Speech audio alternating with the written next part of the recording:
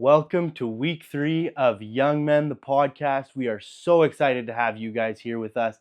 If you guys have been following along and enjoying our content, make sure you go down below, hit that subscribe button, hit that thumbs up button. Guys, that helps us reach so many more people, and that's just unbelievable. Thank you all for the support. We have not expected the amount of support that we have gotten so far. It's been incredible, and we can't thank you guys enough.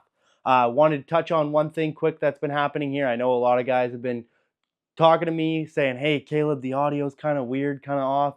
And yeah, you'd be right. These mics we have here, they were broken. They didn't work, so we sent them back. We've got new mics on the way, and then we also went and upgraded our portable mics so that all of our short form content is going to be sounding better in the future as well. I hope you guys appreciate this change. If you notice a change here in week 4, not this week still recorded with the bad mics that didn't work. So in week 4, if you guys are noticing a difference, if you're noticing a change, week 4 should be recorded on these mics, and by week 5 we should have actual stand-in mics for you guys. But if you guys are noticing a change, if you guys are appreciating that, let us know down below. Go follow our Instagram at YoungMen_podcast. Let us know there. Feel free to DM us. And we just hope that it's really impactful on you guys. If you guys enjoy it, again, let us know. Your feedback is everything. But let's get into the video. We're going to be looking at where should we be and what does it look like to be a man, be a leader, and really defining leader for you guys. Because I think the last episode we talked a lot about being a leader, or be part of being a man is being a leader, but we realized that women can be leaders as well.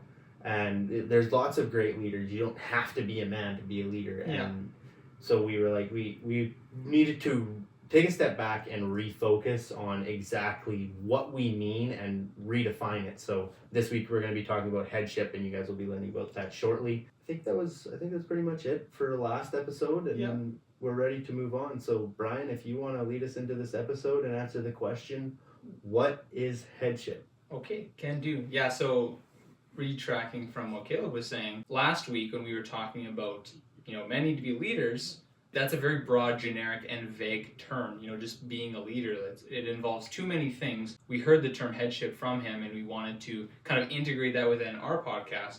And kind of what that means, going back on what Caleb was saying, being a leader can be anybody. Women can be leaders in various aspects. Most of the teachers in elementary schools and high schools are women. A lot of girls go into the education program for universities to teach kids, and they are effective leaders and very good ones. And so we want to talk about how men integrate themselves as having headship. And so how we define that is headship is taking responsibility.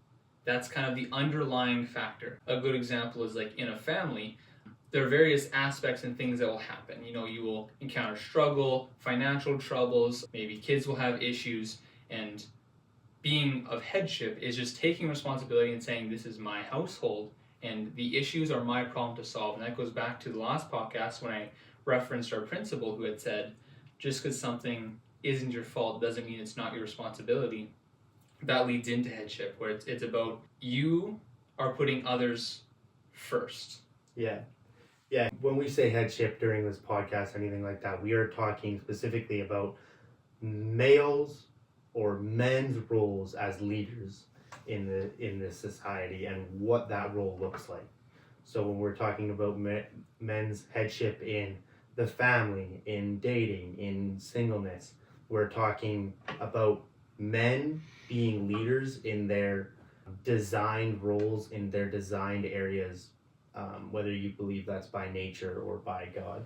Yeah, well, just to kind of, if we're breaking down the term headship, when you talk about like a bull running head first into things, the head is what takes the brunt of the damage, the recoil, the struggle. And that's kind of when men's role comes into play, is when the issues come, you're the face that deals with it at first. And you can have backup support, and that's the idea, is that you can have lots of people in your life who will support you, but you will take the brunt of it. How do we work with that? If we're defining that as a goal or an underlying feature that we need to encapsulate as men, we need to define how we can do that. And so one of the things I know we wanted to talk about, and I'm going to ask you, is one of the biggest roles that men do, if not the biggest roles that men do in society, is being fathers.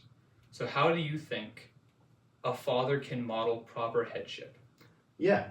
What does male headship look like in a marriage? This is for all the fathers out there and the fathers that we will be, is when we look at what it means to be the head of a family in a marriage, that applies to mostly your interpersonal relationships with your wife, your kids, and your close friends. But when we look at what the role of a father is, it's really learning to walk a line of emotional maturity and understanding within your family, and also being a role model for your kids to look up to. So when we talk about that, we talk about really stepping into what it means to be a father. I'm repeating myself here, but we're talking about you really need to learn to pay attention to the things that are happening in your household, within your family. And you need to learn to be very selfless as a father.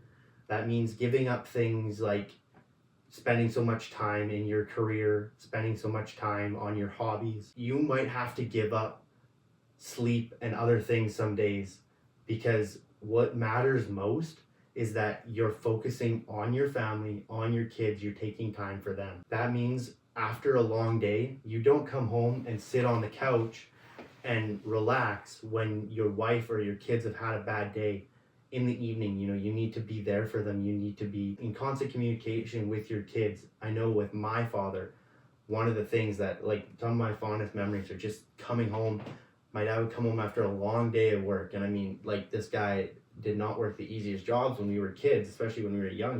He worked night shift, and so, like, that wasn't easy for him to come home after a long day of work and play with us in the morning, then go to sleep and get up early before he had to go to work and spend time with us after we got back from school. That was not something that was fun or enjoyable for him. He much rather would have slept. And not that there isn't purpose in that. You definitely get enjoyment out of that as a father. But there definitely would have been days where he was like, man, I could really use the extra hour and a half of sleep, or I could actually use a couple hours of sleep. But man, do I ever have fond memories of playing hall soccer with my dad and just banging around into walls and horsing around, and I've so many fond memories of that from my father. And my father is easily the greatest example that I have in my life, or that I know of a great man who gave up his time and his career goals to focus on his family goals. And it's where I draw a lot of inspiration for these things from. It's from him, because obviously I'm not a father yet, but I'm excited to be one. That's really what that looks like as a father, is taking time and being more selfless, dedicating more time to your family and your kids, and just being there no matter what's going on in your personal life. It's really stepping up to the plate and filling that role for them, and it's not always easy. No, it definitely isn't. And what you've been talking about is a term that we've been defining when we've been talking to each other, is the term of sacrificial love. And that's the type of love fathers need to have for their children and their wife. Is there is going to be sacrifice in your love. Love is not just your great feeling of passion and romantic feelings towards somebody, or your idea of like, oh, it makes me feel so good or euphoric. Love is a choice. It is a choice to care for someone despite what you feel in the moment. Because as a father, you are going to be tired. You're going to be weak at times. You're going to feel fatigued. But you need to set your feelings aside and choose to love your kids and your wife. And that's a kind of sacrifice. That's not easy. And one of the things I kind of want to mention here is a few years ago in an interview with Jordan Peterson, he was talking about how it takes strength to be good. It is not easy to be good, and you need to choose that, right? Our natural inclination is to not sacrifice our comfortability for things like your kids and your wife. It's a form of sacrifice.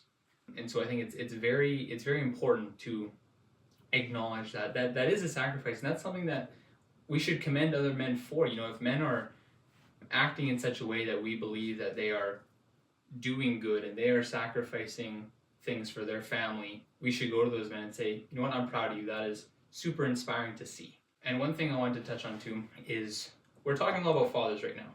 And you had said, I'm excited to be one. And I know I'm excited to be one. I was going for lunch today and I was like driving and I was like kind of like in a mall area. And then there's this mom with her young girl and they're walking across. And so I stopped so they could walk across.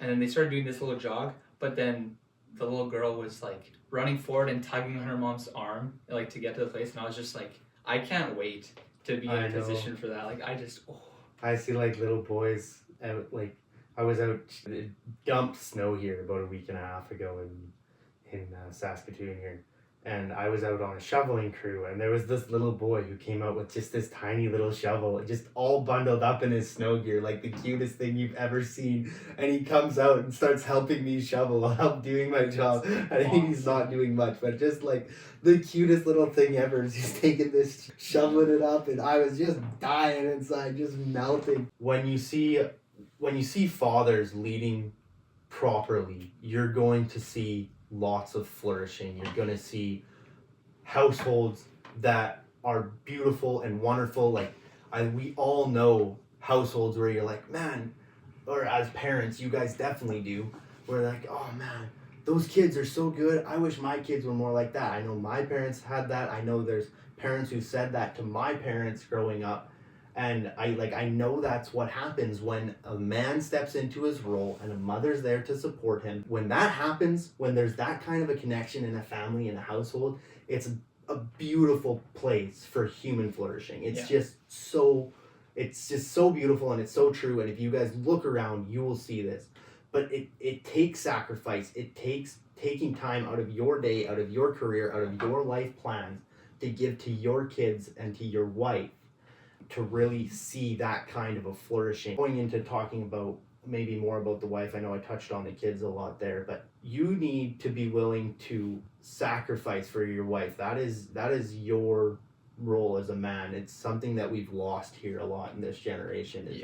That sacrifice. Women are starting to want to do their own thing a lot because men aren't willing to put their wife first. This whole toxic masculinity trait is really coming from men not treating their wives as they should be treated. And now it looks like, like being a mother is so not empowering, it's not important, it's all this and all that. And it's really not true. Being a mother is super empowering. What's gone wrong is all these men have been like, oh, I don't have time for my wife, or oh, she's good on her own, and we don't pay attention to them.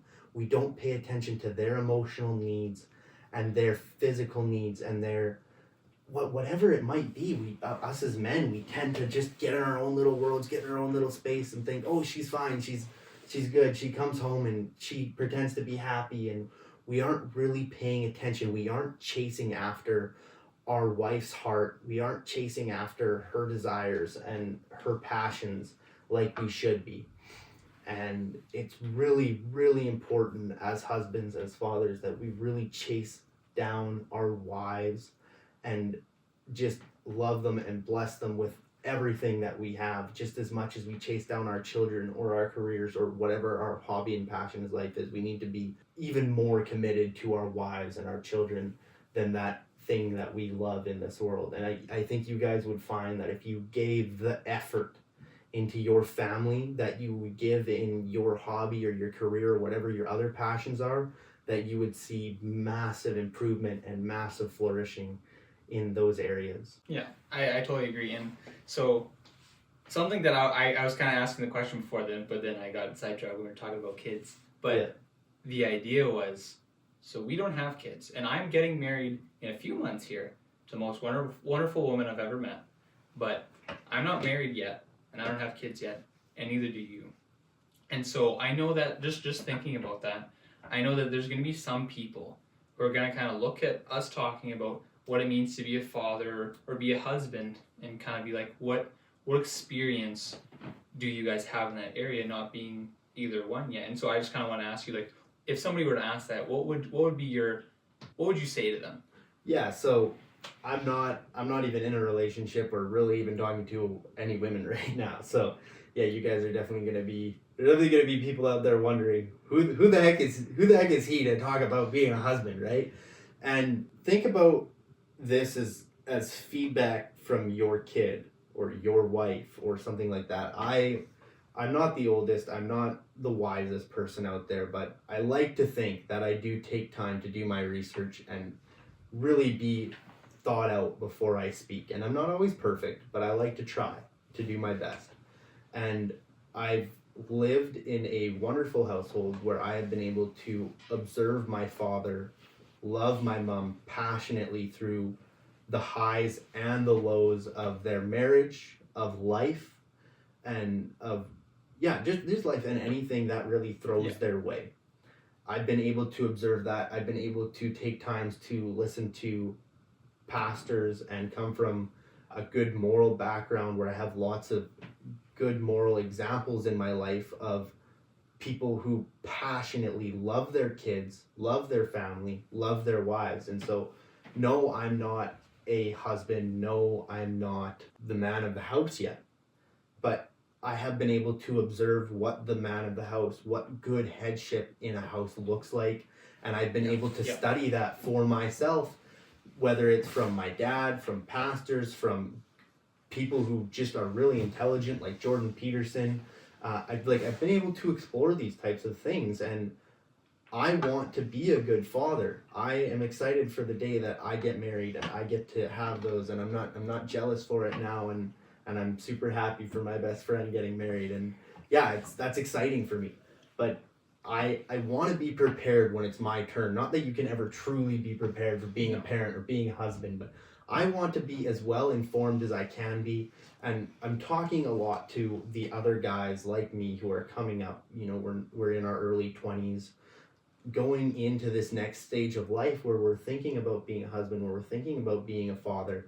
These are things that are important to think about. So yes, I'm talking to existing fathers and existing husbands, and if you guys agree with me, I really hope that this blesses you. But it's a lot for the kids my age who are moving into that next phase of their life, that I really want them to be prepared for this. I really want this to be something that they're thinking about, that they're focusing on, and they're studying as well, just like I have. Because we don't always get that chance to be in a situation where we had a good, strong father, where we had good examples growing up. And I did. And so I feel like because I've been blessed that way, I need to share with you guys the experiences that I've had, the things that I've noticed, and the things that I've picked up on. I've been blessed, but I'm not going to take that and keep it to myself. I want everybody to be able to share in this blessing. Yeah, when you said that, I was like, yes. Like 100%, like I believe that I too was blessed with an absolutely amazing dad who took care of me and my sisters and provided so much for us and demonstrated that sacrificial love where it's about us and not about him. His dad is like the definition of that too. Like most of his childhood, the single dad. And I mean, you know, by no means was his father perfect, but man, did he knock it out of the park with this kid. So yeah, he definitely super appreciated, and I owe everything to my dad. But that's the thing, is I believe we were both blessed with good male figures in our life to model proper headship and what it means to be a man. But the thing is two people is not enough for anything. No. You know, this is kind of what led us to want to start a podcast, is the idea that we want to build a strong new generation of men. You know, we are just entering, like I am just 20, you're turning 20 in like 2 months, and then that's our first decade really as being young men, right? But I feel like we haven't been get too excited. Too excited. Too excited. It's too important, guys. It's too important. You can't miss out on this stuff. No, you can't. You really can't. Like Actually, for real. I'm not even joking. This is life-changing stuff, guys. This will make your lives so much better if you guys really commit to the idea of male headship and learning how to step into the role of being a man. And that's the idea, is it's not we're changing the lives, it's that we have been blessed with good fathers, and we have been thinking lots about the theology about being a man. And the idea is if you can take being a man as seriously as people did centuries ago, you are going to succeed and you're going to see flourishing, like you had said, in your families. Yeah. The problem is we don't take it seriously anymore. Being a man is just turning 18. It's just getting your license or whatever. But legal drinking age. Yeah, literally. It used to be being a man meant you were on your own and now you were responsible for yourself and the people around you. Yeah. I don't think the camera can see my hands. Yeah, moving back in. Two things. Yeah, that's what it used to be about. You used to have, there was no option on whether or not you stepped into that. You either stepped into your role as a man when you grew up, or you died. Yeah. And the people around you died, and so you did. Yeah. You didn't have that luxury that we get of just turning into dilapidated couch marshmallows. Yeah, just lounge back and play some video games and eat some chips. And that's the thing is we used waste to away. Yeah, well, we used to do a lot of that stuff, like not explicitly or not only, but we used to do lots of that when we were kids. You know, we used to go over, have a sleepover, and play some video games and eat some junk food, and that's okay as a kid, right? You need to be careful with that. You definitely need to be teaching your young ones. You need to be leading as an example as a father. You need to be in there showing them how to do it. Like, you need to have a job as a dad. I don't care if your wife is rich. You have to have a job. Yeah. That is not. It's not. Oh, I married into money, so now I can just relax and do whatever. Kids look up to their fathers. All right. Yeah. Not that they don't look up to their mothers, but when they're looking for strong leadership, that naturally, and guys, there's studies done on this, go look it up, do it yourself. Naturally, kids will look up to their fathers when they're looking to leadership-like qualities or headship-like responsibilities, put it that way. And they're going to look up to their fathers, and if their father's always, just, out on a boat or golfing or whatever, not that those are inherently bad things. You can go golfing with your kids, you can take them on vacations, but even if your wife comes from money, you need to get a job and work. It doesn't have to be your typical 9 to 5, but you have to be doing something to show them that they need to also work for things in their lives, because they might not have it as easy as you did, and they need that example to look to. Yeah, exactly. Yeah, sorry, I was trying to butt in, but I need to let you finish your thought. That's the thing, is it's not necessarily like, let's say you did marry into money, and it's like you don't need to now find a super extensive career, but you need to demonstrate to your kids that you are hardworking, and that's one of the qualities it takes to be a man. And one of the things that we've, again, from the same sermons we've been listening to a lot, is when you are a father and you are looking at your young sons, when they act like boys, you tell them they're acting like boys. And then when they do something where they're hardworking or they show discipline or they choose to take on responsibility, you said that's what a man would do. And I think that is very, very beneficial. And I think that as a father, that's something I'm going to want to do, and I'm sure that's what you're going to want to do, is we need to be clear to our kids. The thing is kids are sponges of information, and they will take in whatever is given to them. And so if you are not telling them or being clear about what it means to be a man and what it is to be a boy, they're not going to know, and they're going to come up with society's definition of it, which we have clarified in the last episode. They basically just ripped it from the ground. Yeah, society's definition now is do whatever makes you happy, and everybody is for themselves. Yeah. So it doesn't matter if you're a boy or a girl, you just do whatever, live your life, don't worry about other people, just try to succeed in your own lane. And that's just not okay. No. Women are to be cherished, they're to be respected, and they're to be protected. Yeah. And that is so incredibly important, and we're losing that as men because adult fathers are refusing to step into their role, and they are not teaching their boys that the boy goes down, the girl goes free. Yeah. That is so important. Men need to be it's insane. Like, these boys these days I've seen kids hitting little girls, little boys hitting little girls. Like, what is that? How do we get to that point? How is that okay? How is that something we're teaching? You never. I don't think to this day I've ever intentionally hit a woman. Intentionally. It just turns around and smacks his mouth. Yeah. Never done anything on purpose anyways. But I've never intentionally hit a woman. And if there's anybody out here who felt like it has, please reach out to me. I will apologize. Sorry. I'm sorry. But as far as I'm aware, I've never intentionally hit a woman. That's good. Like that, yeah, no, that's something to try to achieve. But this is not something that's being taught anymore. It's like little girls and little boys, everybody's equal. All this, like, just insane bullcrap that's out there. It's not true. Yeah. The one story we heard was like, there was this kid, or there was this father watching his son, and he saw his son in a little red wagon right about to go down this big hill, and the kid starts going, he starts cruising along, and then the father's like gets up and he's getting ready to go outside because he just knows that this is gonna end poorly. It's a steep hill and a rusted out old red wagon. It's not gonna end up well. And this little boy looks up behind him and he sees his sister on a little tricycle at the top of the hill getting ready to do the same. And the kid just immediately takes a spill and tumbles down the hill.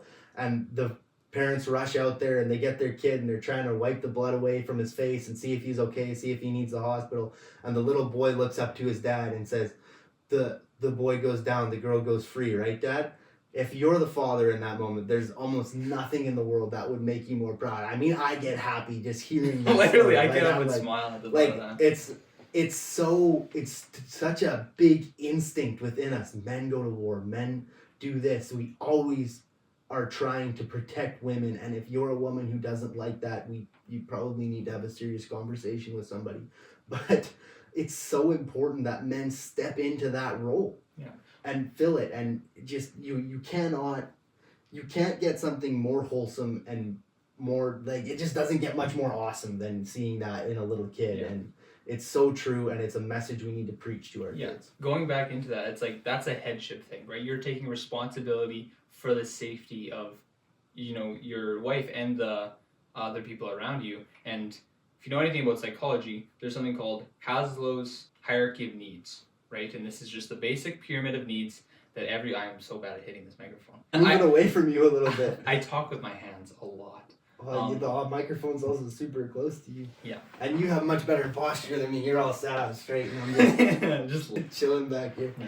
But anyways, you have this Maslow's hierarchy of needs, where at the very base you have physiological needs, right? You need your food and your water and your shelter, but right above that is security. People desire safety in their home and in their circumstance. This is financial security. This is like physical safety. And the thing is when we talk about men going into headship, this means that hierarchy of needs that people need, especially their wife, they are responsible for making sure that their needs are provided for. So that means that you are working and providing them with food and water and shelter, and that you are making them feel safe. Because that is the one right up above that. And then above that, you get into your relationships and your self-esteem, your self-actualization is the tip of the pyramid where you have made it and you are content and at peace. But those basic needs are what a man needs to provide when he is going into headship. Yeah. And I think Brian actually brought up a good point before we were on camera here earlier. We were talking about, how do I say this? I'm just going to phrase the question here to Brian. And I know you were talking about women, for all those women out there who are like, oh, I don't need protection. Oh, I don't need this. I don't need that. Like, when you look out into the world, you see that women like to be around a tall man. That's one of the most common attributes women look for. Yeah. They like to be with a man who can protect them. They, like, when women are dating, whether, like, I've done some things I'm not proud of, I've been to bars and that kind of stuff, women look for tall, strong men. Why do you think that is?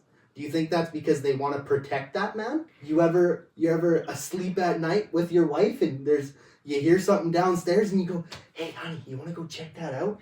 If that's you have a serious issue. You have a serious issue. You need to go to therapy. But that's not what we do as men. We get out of bed. We go check what that bump in the night was. When women are looking for men, they're looking for a tall, strong, confident partner. And Brian was talking about that. Why women aren't into the good guys, why they aren't into Nice guys. nice guys. There you go. That's the word. There you go. I was like the whole time. I'm trying to trigger we something. talked about this. Yeah, we did. And then you're like, doesn't want the good guys. And I was like, nice guys. Okay, There yeah. So Take it away. It's been a common thing past years here. There's even songs about it where it's like the nice guys finish last, right? It was this whole thing where a lot of young men were feeling very discouraged because they're nice, right? They care for people and they're giving themselves to these women, and then the women betray them, walk over them, and they feel hurt, which makes sense that you would be hurt in that circumstance. But something we were talking about is I actually agree with the fact that nice guys should finish last. And before you go all haywire on me, let me explain. So the definition of being nice is being agreeable. The problem with being agreeable is you are a pushover. Absolutely. It means that you are not willing to cause conflict or tension within others, which means that if you have values, but somebody, especially women, if they have a differing value, you fold and you say, you're right. And the problem with that is you cannot be respected if you cannot maintain your own moral values. Yeah. And so what women look for is you want somebody who's stable. Like, women are very aware, and people are very aware that unstable people are hard to have relationships with because they will flip and flop and they can't provide you any sense of security like we were talking about. Ever changing, and you can never get the sense of direction that they're going in. Exactly. And so this is where we don't want to be nice people as men. As weird as that sounds, you want to be kind instead. Because the difference between being kind and nice is, nice you said is being agreeable, you don't cause tension. Yeah. Being kind is you are gentle, empathetic, humble, but you can still maintain your virtues. So somebody can say, I think X, Y, and Z is right or wrong. And you can say, actually, I disagree. I can agree with your passion and I appreciate that, but I actually believe it's this way. And people are attracted to that quality because they know that if they're with you, if any sort of tension rises up, you can deal with it. The problem is if you're one of those nice guys, you hate conflict. You don't want to deal with tension. So they think in their head, well, if something happened and there's a conflict, he backs down, I'm going to have to be the one to deal with it, or we're just going to have to sit in this tension or awkwardness. Yeah. And so this is why it's very important that we equip ourselves with the tools to be strong. And this is one of the things I'm always going to bring back to Jordan Peterson. In that same thing, when he was Jordan Peterson, please come on the podcast. Oh, I would love that. That'd be Actually, cool. it'd be terrifying. I would. We would be straight showing up, and then you guys would never watch us again. Yeah. You just go watch him. But fair. I respect him a lot, and I admire his ability to think. But one of the things he said in that same interview that I was referencing earlier, when he was talking about it's strong, you need to be strong to be good. The guy had asked him, he's like, you think men should be violent? That's such that's an ill concept. But Jordan Peterson reiterated it, as he often does, and he said, not necessarily you should be violent, but you should be capable of violence. Yeah. And the thing is, he said, there's no moral virtue in not being violent if you have no capability for it. The virtue is in self-control of saying, this is a difficult situation and I could act aggressively, but I'm choosing to withdraw and not cause things to be worse. And that's where the moral virtue comes. And so as men, women are attracted to somebody who is, like that tall man you're describing, who are confident because they can deal with conflict, but they can have self-control to know when it is appropriate to do so. Whereas those nice guys, they can't deal with conflict. They have no capability to deal with issues. And not to say that if somebody has ever referred to you as a nice guy, that you're a horrible person, but just in that definition of nice means being agreeable, or like the slang has been a few years, is like a simp, right? Yeah. A simp is somebody who will bend their every, hobby or like to please that of a girl. Like if a girl's like, I like this type of music, and then all of a sudden you're like, oh, I love that music, even though you hate it. They get bored, and then they want out. Yeah. Well, the thing is you don't grow without tension. No. The only way people grow is through adversity. And you want this to be positive adversity. It doesn't mean you want horrible things to happen to you. But people can question your motives or question your understanding. And those are the times you learn. I know that everything I've ever known, I learned the best when somebody asks the question and I'm like, I do not know. Because then I need to go find the answer. Exactly. That's a really important thing. And we're going to move on to the next topic here. We talk about this nice guy who folds and stuff like that. And when we think of that, you might be thinking, now, how do we not end up being that nice guy, rather being a kind man?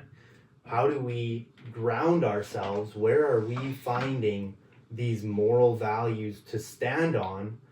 And how do we really root ourselves so that when things go wrong and life changes, we still have a leg to stand on, instead of the second that the woman that we find ourselves dating, like me with my ex, for example, I grounded my entire personality into her. Every characteristic about me, everything I did, wanted, or had any thought in my brain of, really, was, how can I please her? How can I become the person she wants me to be? And how do I fold to her every desire? And this in no way, shape, or form was her fault. This was all mine. But that is what happened. And so when she broke up with me, because she no longer wanted to be with a guy who folded to her every desire, she left me with nowhere to go and nothing left to my name. And I'm not criticizing her. Please don't hear that. This was something that was very, very bad in myself, and it left me stranded on a desert island alone, essentially. Like if you live on a land with, and all your characteristics were figures you could stand around, right? When she left me, the whole packed up left. There was nothing left. It was just me and some sand. Like, there was nothing left to me. I was just a person in a body, and I had no idea of where I wanted to go, what I wanted to do. There was nothing. There was nothing left. And so that's why it's important not to ground yourself in something like a person that can be uprooted and taken away. So the question we have here for Brian is, how do we avoid that? How do we have something that is stable and lasting no matter what changes in life? Yeah. So, yeah, we've talked about this, but going back to your example, I know you like your metaphor of the desert island where there's just you. There's better ones. I came up with that one on the spot, so feel free to make fun of me for that. No, it's all good. I when I think about that topic, I think of the tree.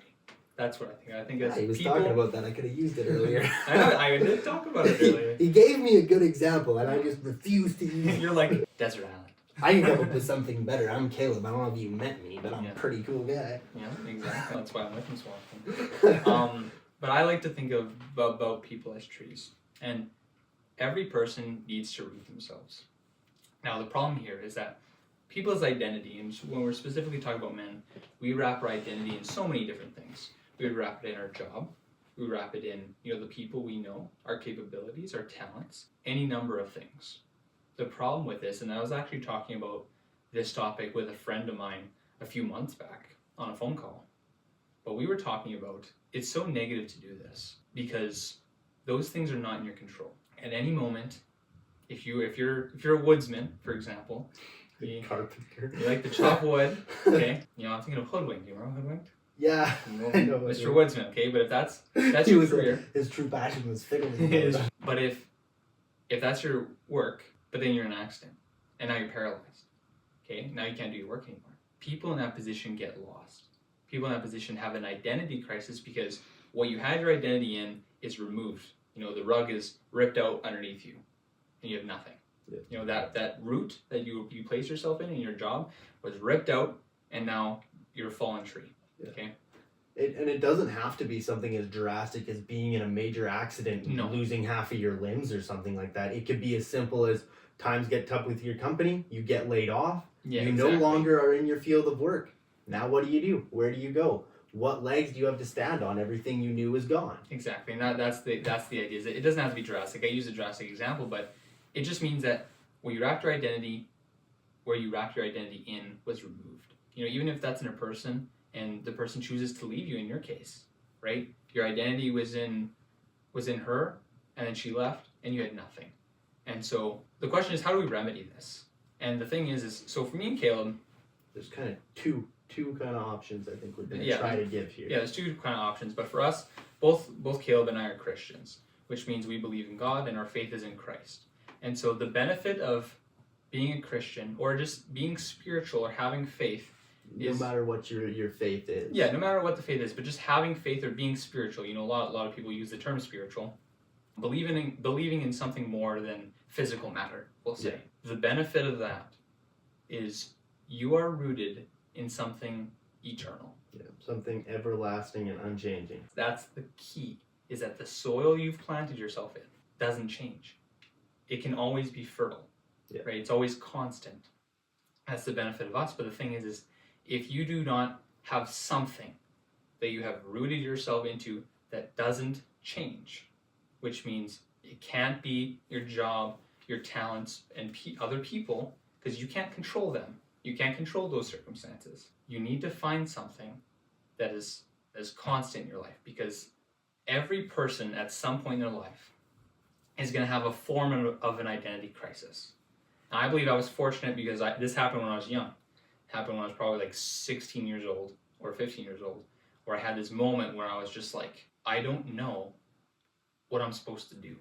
I was like, I don't know where my identity is, and I think that's partly because I had a sport that I did all the time, gymnastics, and the moment that sport, I kind of retired from the sport, but I felt like I had so much time on my hands and I didn't know, like I knew, like again, I'm a Christian, and I knew that my purpose was there, but it didn't become physical to me. They did become practical to me until I really thought about it and kind of, was reading the Bible and got into it where I was like, that's where I found my purpose.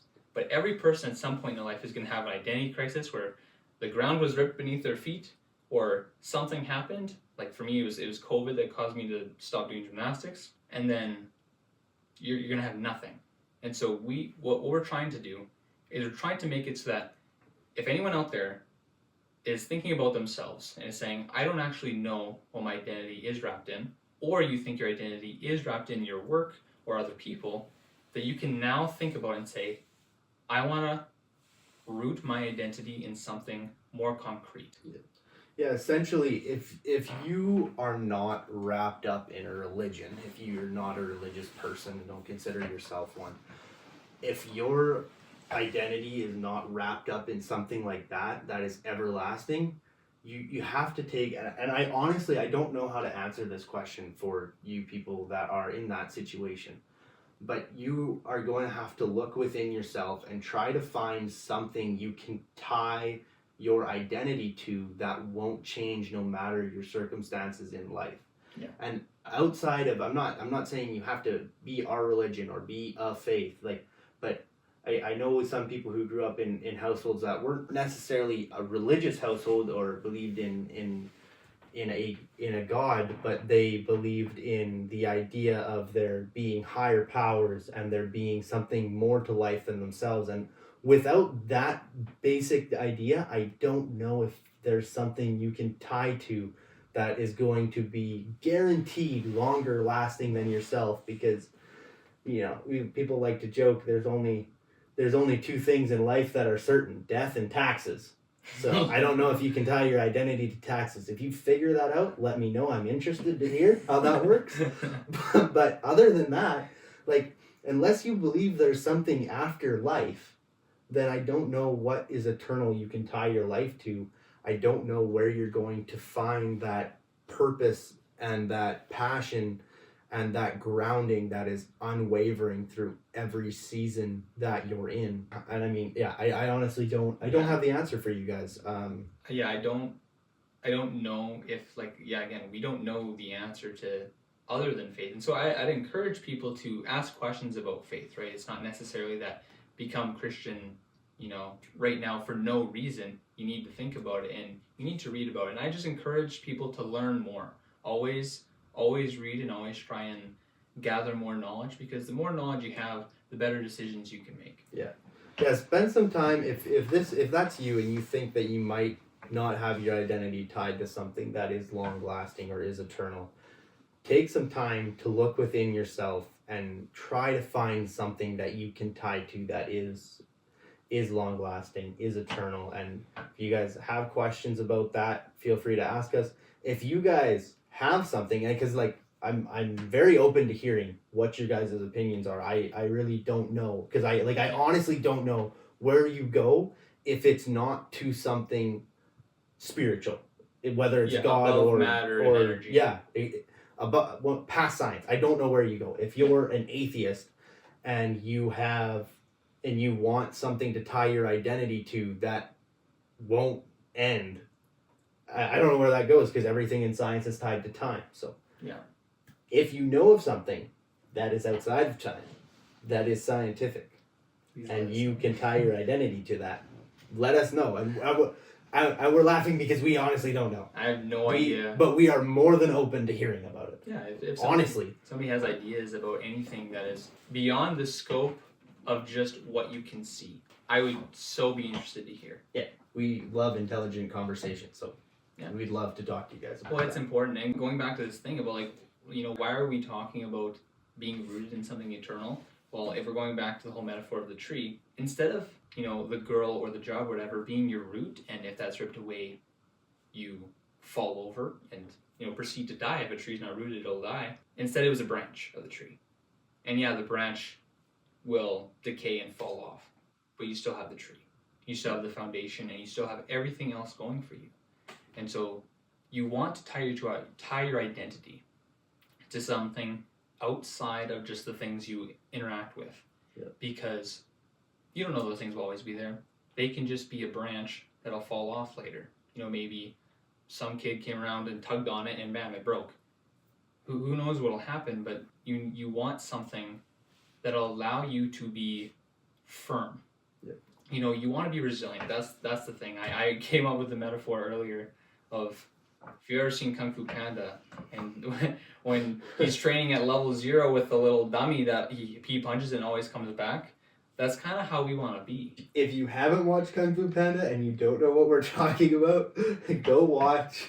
Yeah, go watch Kung Fu Panda. Go watch. First off, go watch the whole movie, but also just go watch Just go look up Po from Kung Fu Panda first training scenes. Yeah, there you go. That, I'm sure that'll bring it up. It's hilarious. It's hilarious. But in that, you have that rocking punching bag that will always return back to where it's supposed to be. Yeah. And that's the thing, is we want to be like that as men. If we're talking about we need to be in headship, we need to be responsible for all these different people and circumstances and work with that. You can't control everything. You're going to struggle through hardships that you can't make do the thing you want to do. So if you want to interact with that, you need to take those hits and bounce back. Yeah. And that comes with being rooted in something eternal. Yeah, that won't change when your life gets torn away from you. Yeah. All right, we're going to try to wrap this up quick for you guys. Our last question here is, so we've given you guys all these examples about headship and all this different kind of stuff. Today we focused on marriage, and you guys might be wondering, how do I practice these things? How do I apply these things to my life? How do I get better at male headship? But really, essentially, that's what it is. And so I don't have, it's not like push-ups. You can't just hammer them out for a few months and all of a sudden you get a six-pack. That's really something that you will probably fight with for the rest of your life. There's always ways that you're going to be able to improve yourself and your emotional intelligence and improve the lives of people around you. You're always going to be able to do that. We live in an absolutely broken world, and you're never going to be able to fix it so much. You fixed all the problems. Yeah. So there is things that you can do. If you are a believer like us, obviously we encourage you to read whatever scripture that your faith is part of. For us, the Bible. And just get into that, get into prayer, get into whatever your faith does. I don't know them all, but for us, and whenever we talk about that stuff, whatever your religion is, just do whatever the equivalent to what we're doing is, I guess. I don't know how that works. Well, and the thing is I feel like it all boils down to you want to critical think. Yeah. Because even when we are reading the Bible or something like that, you don't ever want to read anything, even if it's the Bible or even some scientific text, and not think about what you're hearing and how it applies to you, because that is not developing headship. Yeah. You're not developing this knack, because you said it wasn't like push-ups, but in essence, the more you flex this muscle of taking responsibility and putting yourself in situations where you can fulfill your duties, the better you're going to be at it. Yeah. And that comes with critically thinking about everything, just taking in thoughts and information and being humble and saying, I don't know everything. It's not as straightforward as push-ups. No, it's not as straightforward. It's not just a down and up motion. Yeah, it's more complicated, but yeah, like, and if you're not a religious person, like, look to people who have already answered this question that are smarter than you, that are smarter than us. Guys like Jordan Peterson, and I'm sure there's lots of other good examples. I'm not really aware of a whole bunch of good examples or good books on that kind of stuff. If you guys know, feel free to tell us about them. But yeah, like, as far as we're concerned, there's lots of different books out there that will help you, that are secular books that have very good ideas, very good moral principles in them. And you just talk to people who know more than you. Read books about people who have lived longer than you and understand more than you. Be encouraged by people close to you. Like, these are the kind of things that will help you get accountability partners to help get your best friends to help point out when you're going astray, when you're doing the wrong things. These are steps you can take. Yeah. Really. That's where I would go. The thing is I don't know, there's a saying, but it's the one who knows he's a fool is wise, and the one who believes he is wise is a fool. And that's the message behind that is nobody knows everything, right? Nobody has access to all knowledge of other people or other things that have happened.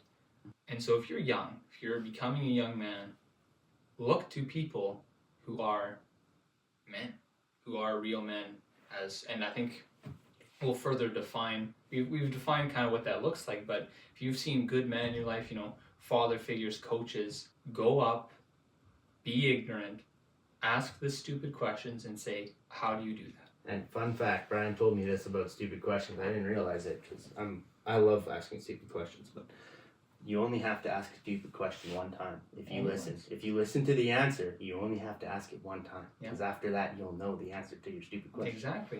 You only have to ask it once. Like, a lot of people are afraid because you're demonstrating that you don't know something. But nobody hates the person who wants to know more. People get annoyed by the person who thinks they know everything. That's why it's, oh, you're such a know-it-all, right? It's not, you're such a person who likes to ask me questions. That's not something people... You're such a thinker, go away. Yeah. Well, the only reason people will push you away is because you're pushing them. Yeah. You're not being that nice guy in the essence that you're causing tension with people. Going back to the psychology, people have different conflicts within themselves. And that is the only way you will learn more about yourself and what you believe. If you're never tested, if you never have, nobody asks you questions and you never ask questions, you will be the same and the same and the same, and you will learn nothing. Well, folks, that's about wraps for today, I think. Thanks for coming out. Well, guys, that wraps up week 3. Thank you so much for joining us this week. If you guys liked the video and you like this style of editing, be sure to go and comment, go talk to me on my Instagram. Let us know how you guys feel we can improve this podcast. When you're at the end of the video, you guys are our biggest supporters sitting there watching it all the way through. We cannot thank you guys enough. And if you guys have feedback, please let us know. We want to make this a better experience for you guys and anyone else watching. We'll see you next week.